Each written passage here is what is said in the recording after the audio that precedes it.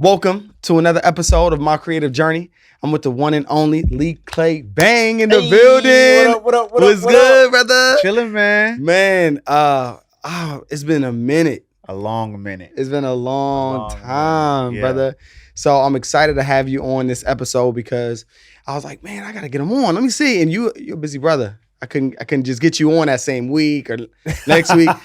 He hit me up like less than 12 hours, like, yo, we have to reschedule this. Like, you know what I'm saying? I live by the Google. I live and die by the Google calendar, man. Me and the wife be on the Google. So if it don't fit in there, we gotta figure it out. You know what I mean? Hear that. Thank you for having me, man. Of course. Appreciate How's your family, man? You know, I'm an extra girl dad, a girl dad of 3. So it's it's an interesting situation. But I just had a baby not too long ago. So I have an 11-year-old, 9-year-old, 1-year-old, as you know. And it's been a process, but it's been like a loving process to see everybody kind of change in regards of like the help, right, with the new baby. Okay. My wife having a 3rd kid, me being a father of 3. So they're gonna bounce that number out. Y'all gonna bounce that number out? No. The shop is closed. Like snippity snip. You know what I'm saying? Like, we for sure closed. So if something happened with me and wife, we gotta have a talk. Oh, hello. Okay, hello. No. Right? No, but everything's good, man. Thanks for asking. Yeah, of course. So you DJ? I do. All right. So this show is about, creatives and their journey and how they ended up getting to DJing, whatever they're, what they do creatively. Yes. So how did you tap in? Wow. Okay, let's see. It's an interesting journey because my first love language with hip hop is dancing. So b-boying. So I'm a b-boy first. Oh, I got to see that. Yeah, so I'm a b-boy first. And it was interesting because I started breakdancing, b-boying in 1986. I remember the day, breaking was out, obviously, B Street, all that type of stuff. And my cousin Frederick taught me how to pop. And this was in the city of Pomona. And, when you pop, at the time, you're popping more to like funk beats and things like that. So it was like always, music is always a thing. It's an even exchange with dancers, right? Okay, dancers so what time frame are we talking about? Like, what is this, the 90s? I had to ask. Well, so this particular scenario I'm talking about is the 80s. So right, just being around music, listening to music. Then I would say the 90s, early 90s is when like understood what an actual turntable was, because everybody had turntables in their houses. Not even techniques, but just regular turntables because everybody were playing the 45s. Okay. You know what I mean? You had the Jackson 5 ABC on that joint. It'll play automatically in the crib. So it's like just being around that particular intro turntable, which is more like commercially produced. And then the 90s, I would say junior high school is when I understood like, oh, this is actual instrument that people used to play music on at parties, right? Because obviously there was like the junior high dances, the proms and all that good stuff. So high school is definitely when I started to play around with vinyl, right? My buddy Donnie at the time, all we did was go home and practice dancing every single day after school. But in between our breaks, so you had a jury corps, like I'm just trying to like imagine. Well, it was the 90s, so there was braids. Obviously, it was the flat tops for the most part. But I think I was like the Nas. You know what I'm saying? I had the even Steven with the waves. You had the waves, the brush in the back pocket all the time. Okay. And you're growing up in the city of Pomona. So I need to rewind, my bad. So Pomona is when I got introduced to hip hop culture, right? Dancing, did that. I lived out there for about 8 years and I moved to a place called Ontario. So in Ontario is where I developed my love for hip hop culture in regards of dancing and really representing as a b-boy. Like I would literally enter competitions, popping, like studying techniques and things. And then we moved out of Ontario to a place called Rancho Cucamonga. So I grew up in the 909. So Rancho Cucamonga is a real place. I was about to say that. You know what's so crazy? I moved here and my father-in-law, he was like, yeah, I got a doctor's appointment. Yeah. And I was like, where at? And he was like, yo, Rancho Cucamonga. I thought he was joking. I was like, man, stop playing. You know what I'm saying? Mind you, my father-in-law is Mexican. Yeah. So I'm looking at him like, you ain't never seen Friday. Like, how you know? I don't like, man, Friday did us dirty. Yeah, because we all thought it was a fake place. No, man, it's a place. It's a place. Yeah, I didn't know that, man. That's mad funny. So I went to high school out there. I went to high school at a place called alumni? Etiwanda High School, baby. EAG. Hey, come on. LAS, come on. Okay. No, we got some really dope basketball players that came out of there. But high school is where I cut my teeth on the turntables because, like I said, we would practice every day, and in between those breaks, my buddy Donnie had a technique with a Vestex turntable, with a Technique turntable with a Vestex mixer, which was 1200s. 1200 for sure. With the Vestex battle mixer, that was like the standard at the time. Okay. And he was collecting vinyl, and we would just play mix it in. There was a game we called mix it in. So one person play a record, next person put a record on and try to blend it. So this is like before computers. You're literally trying to figure it out with your ear. Like, okay, is that on? Oh, let me slow it down. Let me pitch it down. And then we would get better because one of our friends was a DJ. So he was the DJ, we were the B-boys. So he would like teach us stuff. My buddy Ed, shout out to Ed, man. You did a lot for me, boy. The brother DeVouet days. So that was like my first encounter in love. And then just started collecting. After high school. When I first started DJing was with my buddy Subita. We were reggae DJs. So all we did was collect 45s. And I was really big into like Rastafarianism and just reggae culture. So out playing live, first time on turntables, was reggae music, pure reggae music. Then it bled into hip hop. And then here we are now, 20 something years later. It's now a business for me, but more on the corporate side of things, like weddings and things. Not too much club stuff, but more so just like weddings and nonprofit events. So it's funny because I'm from the DMV. Yeah. Right? I got DC, you. Maryland, Virginia. Hey, throw it up. come on. Chocolate City. So I which is not chocolate no more, it's some white chocolate. But yeah, you know what I'm saying? We ain't gonna get to that. Politics. But when I grew up, we were always going to go-go's. Like my uncle, he was a promoter. Shouts out to Uncle Rasan and Uncle Corey. They were like, yo, this is what we do. Yeah. So they were doing all of the like Backyard Band, Northeast Groovers, all of these different bands. And I remember that's what I wanted to be. I was like, yo, I'm gonna be a percussionist. I'm gonna play the congos. Yeah. They call them congos because they have congas and bongos together. Gotcha. So they're like, yo, I'm gonna be a congo player. And plus my grandfather, he was doing it in the church too. Okay. So I was like, yeah. And then when I got up there, man, you got to wait on people. You know what I'm saying? You got like 7 people in the band. And like, yo, he ain't coming to practice. Yep. You ain't got the equipment. You ain't got the drums, all this stuff. Yep. I was like, man, I ain't doing this. Yeah. And then one day I counted it. I was like, yo, I'm like at a backyard was playing. I was like, yo, this person, it's about 13 brothers up there. Yeah. And I was like, yo, who is getting paid? Yeah. I was like, no. So I'm standing next to the engineer, next to the soundboard. And at that time, it wasn't like, oh, you had, your reverb, your compressors all built in. Yeah. You know what I'm saying? Like they had like all these boards on the outside, outboard gear plus the board, right? And I'm like, yo, this is mad work. Like this is crazy.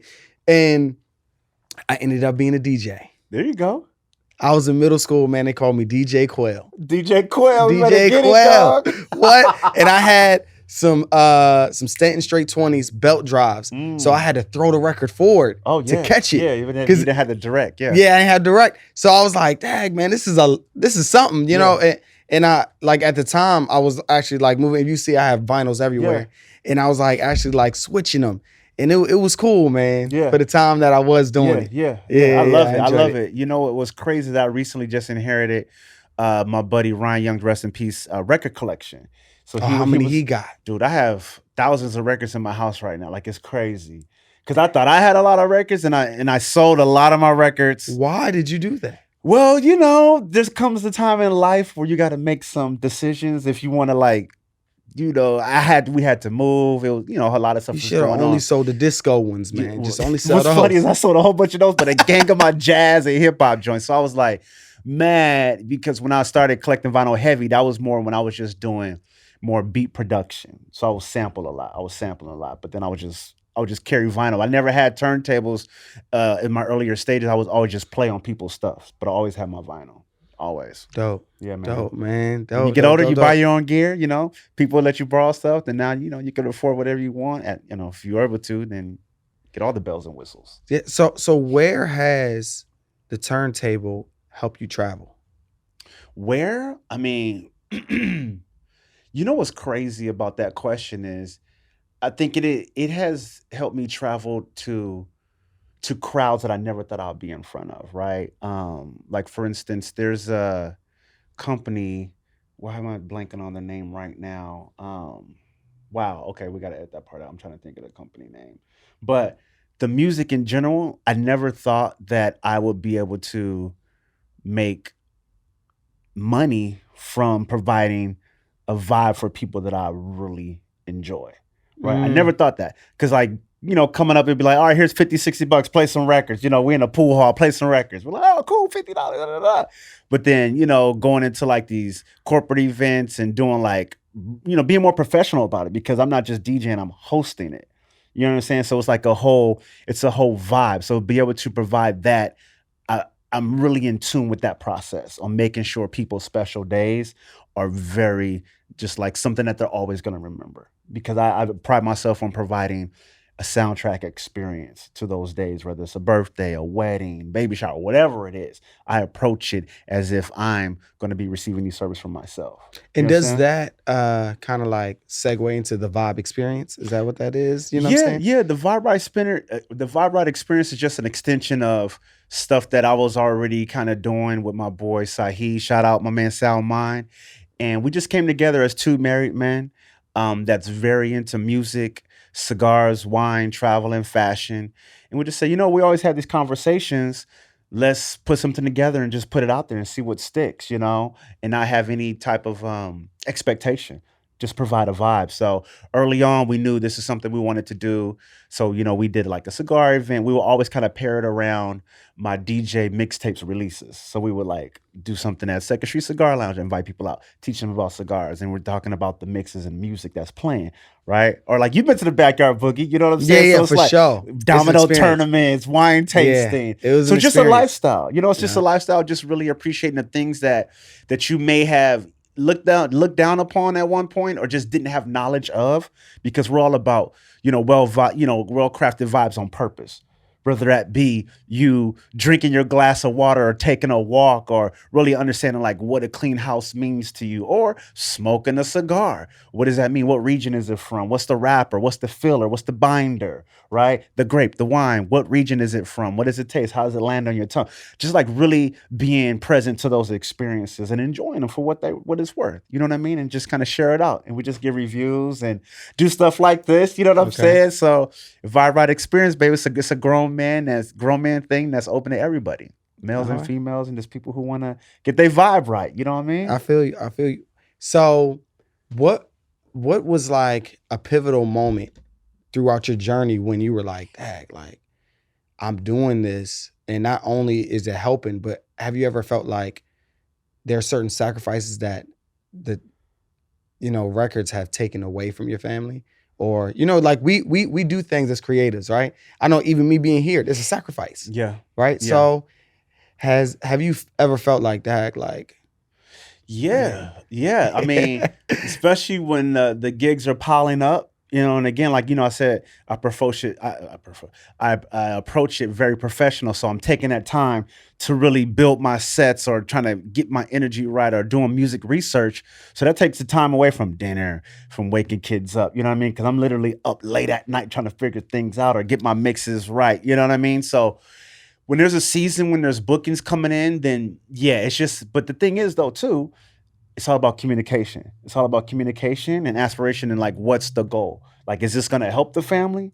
Is it not? And that's where me being a grown man have to understand, like, not all gigs I'm going to take because number one, it doesn't always have to benefit me financially, but it just needs to make sense for my situation. Right? Like I'm not gonna break my neck to go to a Wednesday night spot when I know Thursday morning to get up to make breakfast for these kids and do 3 different drop. You know what I mean? Like back in the day in my 20s, it's like, no, I'm going now. I'm making it happen every single day. And I did that. Because here's the thing about me, Lee Clay Bang. I'm not a one-trick pony. Like B-boying was my first love. I actually rap too. You know what I'm saying? Like I have albums out. You know what I mean? Like we gonna get that on camera. Listen. We gonna get you spitting for show. So it's everything. So like just those particular elements, hip hop in general, there's been a lot of sacrifices, a lot of relationships ruined, a lot of relationships gained. You know what I'm saying? Time that I can't get back.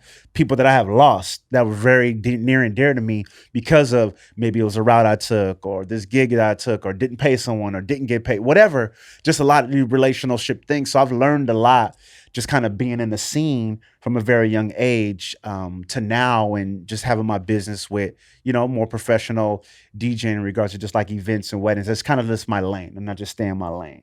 You know what I mean? So Okay. has there been sacrifices? For sure. Has it been worth it? I think so, because it shaped the person who I am today. But now I have more discernment now on what's going to make sense for my situation, because I'm very, very sensitive to like me being present for my kid's life, and like in special events, and being there for my wife, because those things you can never get that time back. Gigs will Never. come and go. If it's meant to be, gigs will come and go. But family time, lifetime pouring into your kids, you don't get that time back. Okay. So I have two questions. I have all right. So top three, only top three. Oh, here we go. He said top three rap artists. Top three? Damn, you just like a top five. Let's see. I know, but you know what? I'll give you the five. Let's do No, three. no, because let's you know, do three. Let's do three. All right. Let's do three. Let's We do keep it at three. three. We keep it at three. I already know what mine's is, but I'll keep it at three. All right, I got my three. I would say, and this is no particular order, right? Karis one, Common, and Black Thought. oh, so you talking about real MCs? Oh, that's all I know. Oh, That's all okay. I know. Okay. Come All right. on, man. I'm So- cut from the cloth, baby. The three top DJs. Three top DJs to me. See, this is a biased thing because I grew up out here, right? So I would say J-Rock from the Beat Junkies. This guy named Gabriel, he used to be from Immortal Fader Fighters, very pivotal person in the underground hip hop scene in the IE. Gabriel, so I would say J-Rock, Gabriel, and one of my other favorite DJs, rest in peace, is Al Jackson. These are all LA people, you know what I'm saying? Now, if I had to go outside of LA and say like who were some of my favorites, I would definitely have Rock Raider up there. I'll definitely have DJ Jazzy Jeff up there. And then I like, oh my God, what's my man? Not Total Eclipse. What's my man's name? Oh, not Funk. What's my dude's name? I'm blanking right now. So we'll keep it at that. So I got That was five. It was If you five? look at Okay, it. all If you right, look cool. at that was Okay, five. we're doing That was five then. That was five. But you know, to also I want to make sure that I say this. A lot of people think that like DJ Jazzy Jeff was just like Will Smith's guy. It was it's deeper than that. It was not He just deeper invented than a scratch, bro. Like this dude was dope. Not only that, it was like, and I'm so glad that Will said it. He said, I was the MC and DJ Jazzy Jeff was the DJ. Yeah. So this was the time where the DJ meant way more than the MC. Yeah. So Yeah. that's why like I'm so glad that he actually said it. I'm like, yo, like that is so important Yeah. for people to understand that the DJ rocked the crowd. They were the celebrities Mhm. and the MCs were just the host. Yeah. Yeah. You know, yeah. at that time. Yeah. So I think that that's dope that you actually threw him in there. Well, you know what? If I'm being transparent, like I didn't really give Jazzy Jeff his flowers until maybe the late 90s. Like I knew who he was. I know he was dope, right? But I didn't really know that he was producing music like that either. So when he came out with the Magnificent, I was like, oh shit. This is that bop right here. This that neo soul vibe, you know what I'm saying? Hip hop soulful stuff. And then I started to get these mixtapes they were doing like early in the 2000s. And that was when I was like, this dude's the GOAT. This dude is like literally one of the greatest. Yes, One of the greatest. One of the greatest. And still killing it. Oh yes, still doing shows around the world. Yeah, literally man, I around tip the my world. hat off to him for sure. Yeah, and it's so amazing to see people in their element and like really continue to grow. Yeah. He'd be like, yo, he's getting better. You know, like, and I think that is something in itself. Like, yo, he's like at this age and still getting better. Yeah. You know? And that's how I feel. Like my favorite rapper is Nas. Oh, okay. Right? You know, see, this we would have went 4 or 5. I Nas know. is in there. So You know hold what I'm on. So it wasn't like that before. It was not. Was it it was recently? Jay. It was Because these last three projects has just been super solid. Oh my gosh. Stupid. Like oh my gosh. Like yes, 100%. But I think it was when he came out with the album and he had just got a divorce. Ooh. And he got the one with the wedding gown and he said Life is Good. I think it was called. Yeah. Yeah. And he's there and I was listening to it and I was like, dang. And then of course Jay eventually, I don't know when, I think it was after that, Jay dropped 444 and I was like, yo, this joint's hard. Uh-huh.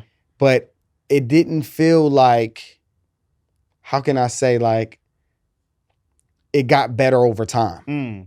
I know a lot of people may like scrutinize me in the comments for that, but I'm fine with that. I'm fine. But it's like a certain vinyl that I got. I'm like, man, like I got the Rapture by Anita Baker. Like this just gets better over time. Oh yeah. And when I play, Nas now, I'm like, man,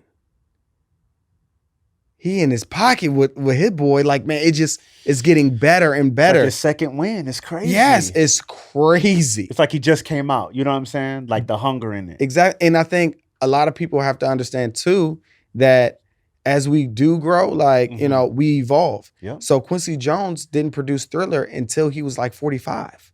That's true. Very true. And people forget that. Yeah. Like he was in his 40s Yeah. when he actually produced Thriller. So I think, depending on, your artist of choice, if they're truly evolving, like a Kendrick that I like, you know what I'm saying? Yeah. They just keep getting better. First of all, can we talk about Kendrick's that new video that just came out? I don't want to date this interview, but that, we could. I throw it in there. It's about you though, but okay. I throw it in there because we are in the city of Compton. Hello. You know what I'm saying? I can say that. Dr. Dre was here this week, actually. Hey. You know what I'm saying? That's what's up. Yeah. He was actually here this week. He was doing something at Compton High because it was actually the first digging to actually build a new facility. That's what 2025 is coming or something like that? Yeah. So it's in a couple of years. It's not that far. Before you notice, you're going to be driving past Olympic size swimming pool. That's wild. Yeah. All right. Well, anyways, all right. So, but I thought that it was really dope. Mm-hmm. I didn't expect his face to change. I didn't. I was like, all right. So I'm like watching the joint and I'm listening because I'm like, I want to know like sonically how it sounds, like how to Ali mix it. Exactly. How to Ali mix it. Cause I actually know like a lot of these people, shouts out to my boy Ali, you already should know. But as I'm listening, I'm like, man, it sounds good. That sounds good. And I'm like looking, and I don't know if that's a good or bad thing too. Yeah. Because us as music junkies, we also are like looking for things. You know what I mean? Opposed to enjoying it in that moment. Yeah. But with Kendrick, because he's the GOAT, I have to listen.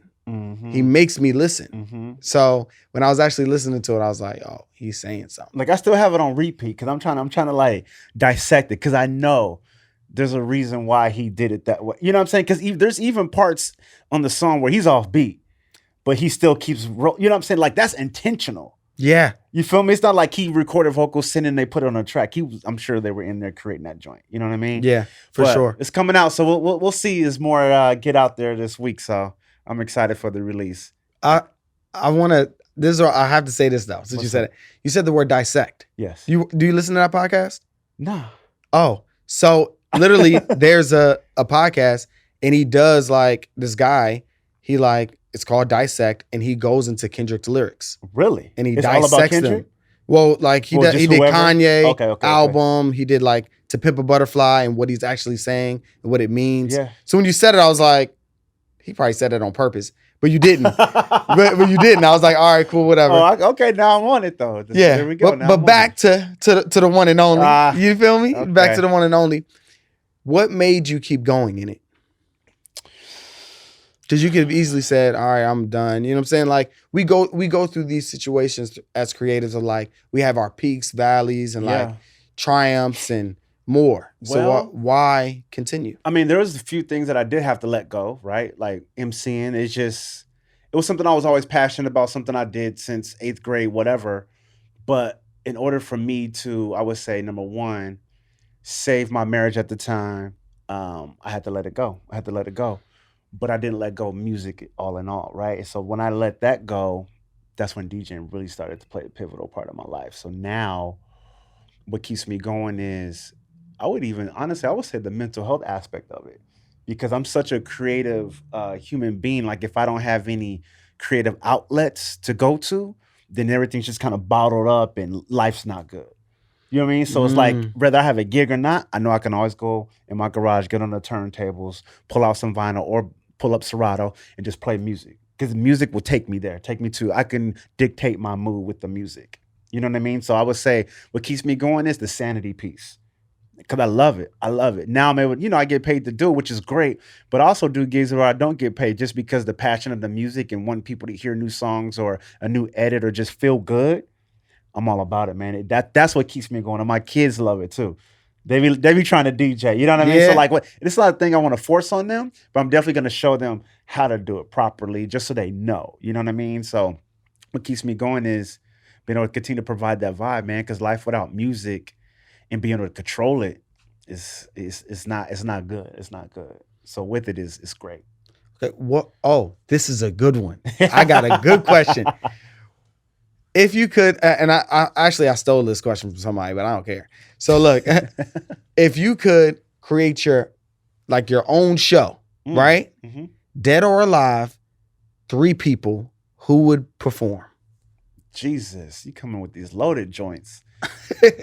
I love that this is on the spot because it's more organic.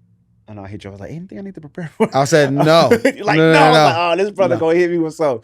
Dead or alive, who will be on my show? 3. 3? Who's performing? Man. You know what though? In between, I'll give you 2 DJs. How about that? Ooh. That's cool. You know what I'm saying? Come on. Like, that's not bad. I like that. So who would be on my show? 3 people. I definitely got the one and only Bob Marley on there. Oh, I was thinking him. Woo! I got Bob Marley on there. Bob, and you gotta include 2 more acts, right? No, you gotta include the group. You know what I'm saying? Oh, the Wailers? Come on now. Yeah. The original that ain't Wailers. fair. Yeah, the with original. Peter Tosh in there. You know what I'm saying? Like the foundation. I would have Gil Scott Heron on there. Oh wow. But in between, who's the DJ? Oh, in between that, oof. You know what's crazy about that question? I would have to say. You gonna say yourself? No, you're funny. He's like, I'm gonna kill it. I would say my boy, rest in peace, Raj G. He was a Lamert Park prophet, we call him. He just had a way of blending jazz sounds and hip hop together. So I think that would be in reggae. He was a Rasta cat. So I think segueing from Raj G from Lamert. Oh man, you better look him up. He was a beat maker too. He DJ, all that. He was Raj G was it. Okay, cool. I'm gonna look him up. Look him up. Yeah, he collaborated with Flying Lotus and all these dudes. Like he was the real deal, man. Left too soon, brother. But he would be someone I would put in that slot right after Bob. The Bob, transition. Roger. So Bob is opening up the show. Woo!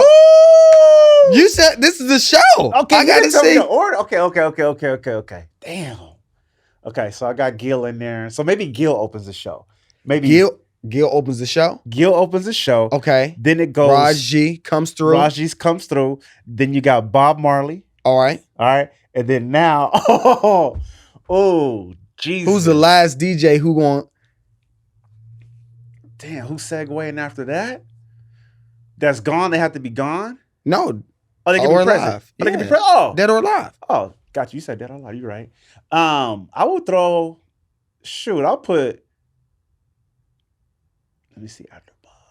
I will put either J Rock from the Beat Junkies, or no, ain't no or. You got one. All right, I'm putting J Rock in there because he just gets it. He gets it sonically. J Rock, and who is like the ending headliner? the show? Who's ending the show? Is it Aretha? Who's ending the show? We went. So I got Gil. We went soul to reggae to. Ooh, so I gotta have some head nod up in there. Who's doing the head nod for me? Shit, if it's present day, I might have Kendrick close it out. Damn, because this is gonna kill me right here. All right, I gotta have my guy comment. On there. I gotta have my guy comment on the show. So maybe I'm gonna flip it. Okay, I'm sorry. I'm gonna flip it. So I'm gonna go Gil Scott, right? To Raj G, to Common, to J Rock, to Bob Marley. And that's how we closing the show. That's the show right there. That's the show. That's the show right there. Right, and you going MC? Yeah, I'm a host. I'm hella host. I'm showing out that night. Okay. All right. Well, that's it right there. That's the show of all time. Yikes. Right? That show will be called the Vibe Right Experience, baby. You feel me? Where is it located? Oh, man. I really love shows at the Hollywood Bowl, but it's just a really big venue. This would have to be something intimate, like, you know what? I would do this at the old school House of Blues I was on Sunset, right? Very small, acoustics is banging, very small and intimate, because I think that's the best way to see a show. Okay. You know All what I'm right. I saying? like that. I like that. Yeah. So that's For where we sure. at. We at the House of Blues on Sunset. Period. No stadium concert here. This is, you're gonna feel every note, every strum of the guitar, everything. You feel me? The bass drum, come on, man, get out of here. It's gonna All be right. crazy. So as we're closing out, I have 2 questions. Yes. Right? The questions are like, how can people find you? Yes, sir. And also, what can we expect from you? Perfect. Well, actually, it's 3, but You continue. got 3? I got 3. I got one more. Yeah, one more. Okay. So you can find me on Instagram at Lee Clay Bang, LeeClayBang, and Vibe Right Experience at Vibe Right Experience as well. That's the podcast kind of crew page with my boy Sound Mine, or www.leeclaybang.com, SoundCloud, all that stuff for mixtapes. What's coming up? That's the question. Well, what can can you- we expect in the next 5 years? Whoa, in the next 5 years? Jesus. I would love to put on my own show. I love that idea of like curating my own showcase, like my own actual headlining show. Not like me to be in it, but me creating it and the whole vibe, right? I think that would be dope. I think the podcast will be on a whole nother level. Might even be a running show in the mix, right? I can see that happening. We're taking a tour around different parts of the world with me running and interviewing people. Remember that, running is a vibe. So I would say that, and just like being able to travel. I would say within the next 5 years, I definitely want to be in the motherland. Like I want to be able to like do a gig out there or something overseas. I want to be able to DJ overseas at some point. Yeah, and just Vibe Right Experience merch, right? And these kids growing up, fatherhood. That's you could definitely catch me in 5 years having fatherhood locked up. But that's about it, man. Just creative. Just keep bumping out the mixtapes, Vibe Right Experience podcast, and putting my name out there, Lee Clay Bang, host and DJ. Let's go. Okay. And the last question is, what words of wisdom would you tell someone? I would tell people or a person that it's all about the process. Enjoy the process to your big goal, to your big dream, whatever that may look like, because the current kind of climate that we live in artistically is that everything wants to be microwave. Everybody wants to microwave their way to success. Everybody wants the flowers and success like that without going through the process and understanding like what it takes to get there. So I would say really enjoy that process. It's going to be hard. You're going to get some no's. You're going to feel like some days that you're not the artist you thought you were, or the person you thought you were, but if you just stick through it, because if you can get through that process and that gridlock, then you'll be able to be resilient when you get to that goal. Yeah. And you'll be able to maneuver it and keep that longevity longer versus trying to be famous or come out with a catchy thing real quick or trying to just maneuver or, burn bridges. Don't do any of that. Just go through the process. You're going to experience that during that process, but just experience it. Allow yourself to grow. Allow yourself to fail. Allow yourself to succeed. Put yourself in uncomfortable positions. So I would say definitely enjoy the process. Be uncomfortable, because if you're not uncomfortable during the process, you're not stretching yourself. You're not letting your body, your mind go places where you didn't think it could go. So definitely keep that challenge there. Just stay steadfast in that process, man. Definitely. Thank y'all for definitely watching another episode of My Creative Journey. Also, you can catch Monday through Friday a Bible verse from your boy. Definitely see the number below. Just text it. And we appreciate y'all. It's a Vibe Right Experience. Hey, let's go. go. What I'm saying? That's how we do. Appreciate y'all. Peace. Peace.